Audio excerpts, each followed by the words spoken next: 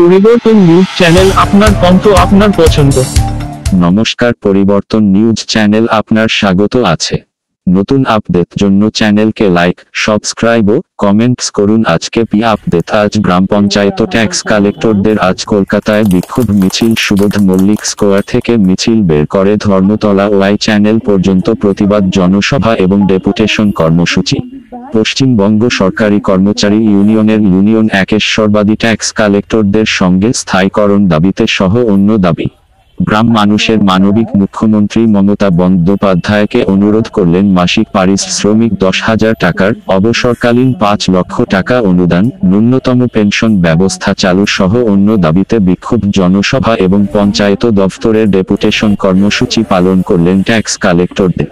বিক্ষোভ কেন্দ্র সরকারের বিরুদ্ধে অনলাইন ট্যাক্স ব্যবস্থা নীতি বিরুদ্ধে প্রতিবাদ প্রদর্শন করলেন।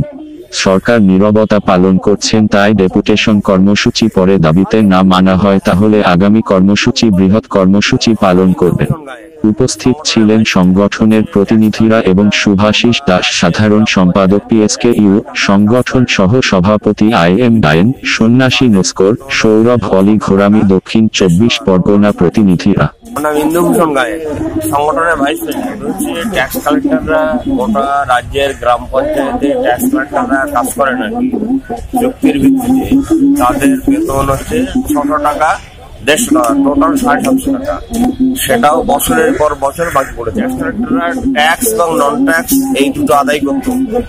2021 সাল থেকে নন ট্যাক্সটা অনলাইন হয়ে গেছে, ফলে ট্যাক্সটার ইনকাম কমে গেছে। দ্বিতীয়ত হচ্ছে যে সম্প্রতি কেন্দ্রীয় সরকার অর্ডার করেছে এবং সেই অনুসারে রাজ্য সরকারও অর্ডার করেছে যে আগামী দিনে ওরা কোনো আদায় করেন হাউস অ্যান্ড ল্যান্ড ট্যাক্স, এটাও অনলাইন হয়ে যাবে। ফলে এই অনলাইন হয়ে যাওয়ার পরে এই ট্যাক্স কালেক্টরের আর কোনো কাজের নিরাপত্তা থাকবে না। তাই আমাদের ডিমান্ড যে এতদিন ধরে যারা করছেন তাদেরকে স্থায়ীকরণ করতে হবে। এই অনলাইন হওয়ার অজুহাতে এদেরকে কোনো ভাবে কর্মচ্যুত করা যাবে না, তাদেরকে স্থায়ীকরণ করতে হবে, প্রথম দাবি। দ্বিতীয় হচ্ছে যে এরা কোনো নাই বলে রিটায়ারমেন্ট নাই, 60 বছর হয়ে গেলে ওরা কাজ করতে পারে। যারা অক্ষম হয়ে কাজ করতে পারছে না তাদের ন্যূনতম 5 লক্ষ টাকা এককালীন অনুদান এবং ন্যূনতম পেনশন তাদের দিতে হবে। মূলত এই দাবিগুলো নিয়েই আমাদের আজকে পরে তাদেরকে কাজ থাকবে কিনা সে মার্কেট অনিশ্চিত। এখানে যেমন করে একদিনের অর্ডারে ডেটটা অনলাইন হয়ে গেল, এদের হাতে রইল না, তেমনি করে এই গভর্নমেন্টের যে অ্যাটিটিউডে একদিনের নোটিশ এদেরকে তোমাদের রোল দরকার নেই, আমরা অনলাইনে ট্যাক্স আদায় করবো। এবং অনলাইনে যে সিস্টেমটা করেছে তাতে এদের ভূমিকা নাও থাকতে পারে। যদি কোনো এসএসসি মানে যারা ট্যাক্স পেয়ার তারা যদি বলে আমরা অনলাইনে দেবো, ট্যাক্স কি পাওয়া থাকবে না। জমা হবে পঞ্চায়েত সেক্রেটারির কাছে, উনি এখনো টাইম দেননি, টাল বাহানা করছেন, এখনো টাইম দেন। দাবি তো 5 দফা দাবি আছে, আমরা আরো বৃহত্তর আন্দোলন দিকে যাবো।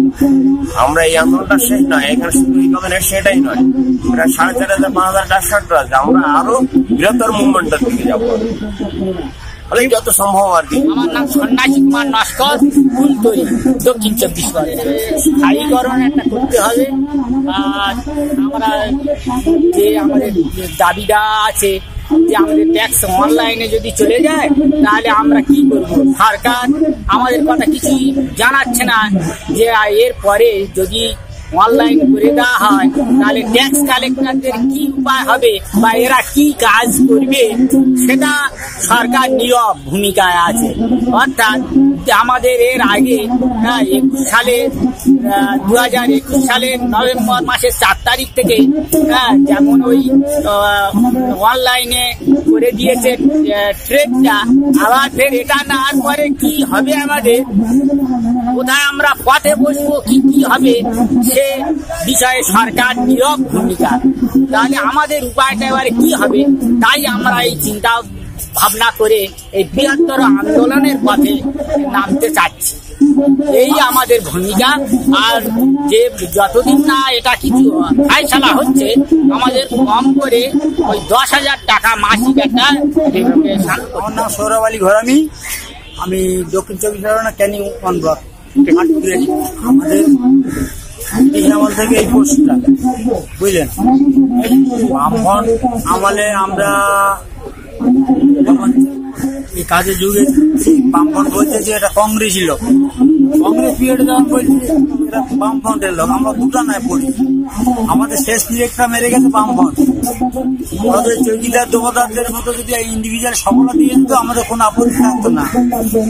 আমরা যে 6 টাকা করে পাই, কোন ডিস্ট্রিক্টে 3 বছর 2.5 বছর বাকি আমাদের টাকা পঞ্চায়েত চলে।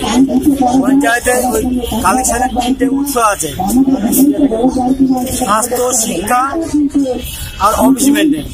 আমরা যে কষ্ট করে টাকা তুলি সেটা শুধু অফিস মেনটেনে চলে যায়। আমাদের মুখ্যমন্ত্রী নাকি মানবিক যদি হতো, এমএলএরা 27,000 টাকা পাওয়ার পরে তাদের 40,000 টাকা বাড়িয়েছে। আর আমরা যদি 3 বছর ইনক্রিমেন্ট বাড়ি, যদি এই 13 বছরে যদি 100 টাকা করে বাড়তো আমাদের 4 টাকা পেতাম। আমাদের কত চিন্তা কেউ করে না, তাই আমরা বাধ্য হয়ে রুটি রুটি চাকরিতে পদে নেমেছি, আরো নামবো।